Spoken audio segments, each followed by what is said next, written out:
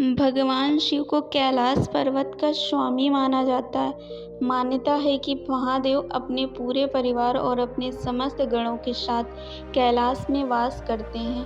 पौराणिक कथाओं में ऐसी कई घटनाओं के बारे में बताया जिनमें कई बार दैत्य और असुरी शक्तियों ने कैलाश पर्वत पर चढ़ाई करके इसे शिव जी को हथियाने का प्रयास किया, लेकिन उनकी मंशा कभी पूरी नहीं हो सकी। आज भी यह बात उतनी ही सच है जितनी पौराणिक काल में थी। भले ही दुनिया भर के पर्वतारोही एवरेस्ट को फतह कर चुके हैं, लेकिन कोई आज तक कैलाश पर्वत पर चढ़ाई नहीं कर पाया। आखिर ऐसा क्यों है, चलिए आपको बताते हैं। हिंदू धर्म में कैलाश पर्वत का बहुत महत्व है, क्योंकि यह भगवान शिव का निवास स्थान माना जाता है। लेकिन इसमें सोचने वाली बात यह है कि दुनिया की सबसे ऊंची चोटी माउंट एवरेस्ट की अभी तक 7,000 से ज़्यादा लोग फतह कर चुके हैं, जिसकी ऊंचाई 8,848 मीटर है।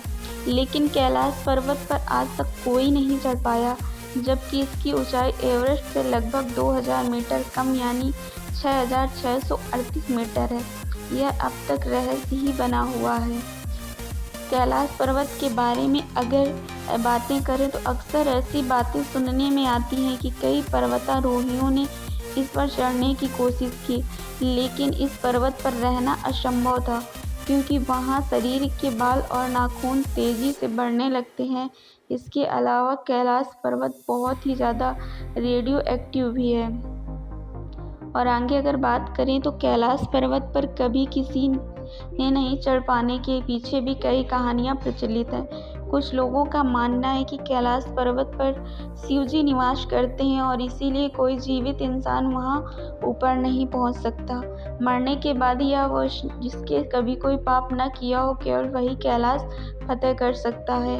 ऐसा भी माना जाता है कि कैलाश पर्वत पर थोड़ा सा ऊपर चढ़ते ही व्यक्ति दिशाहीन हो जाता है, जो कि मौत को दावत देना है। इसीलिए कोई भी इंसान आज तक कैलाश पर्वत पर नहीं चढ़ पाया। आगे अगर बात करें तो सन 1999 में रूस के वैज्ञानिकों की टीम एक महीने तक माउंट कैलाश के नीचे रही और इसके आकार के बारे में शोध करती रही। वैज्ञानिकों ने कहा कि इस पहाड़ की तिकोने आकार की चोटी प्राकृतिक नहीं है, बल्कि एक पिरामिड है जो बर्फ से ढकी रहती है। माउंट कैलाश को शिव पिरामिड के नाम से भी जाना जाता है, जो कि इस पहाड़ को चढ़ के निकलने या यूँ कहे तो मारा गया या फिर बिना चढ़े वापस लौट आया है।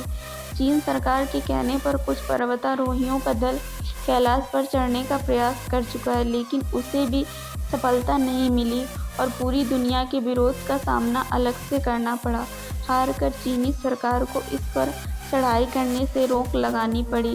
कहते हैं जो भी इस पहाड़ पर चढ़ने की कोशिश करता है वो आगे नहीं चढ़ पाता, उसका हृदय परिवर्तन हो जाता है। यहाँ की हवा में कुछ अलग बात है। आपके बाल और नाखून 2 दिन में इतने बढ़ जाते हैं जितने 2 हफ्ते में बढ़ने चाहिए। शरीर मुरझाने लगता है और चेहरे पर बुढ़ापा दिखने लगता है। चीन ही नहीं, रूस भी कैलाश के आगे घुटने टेक चुका है।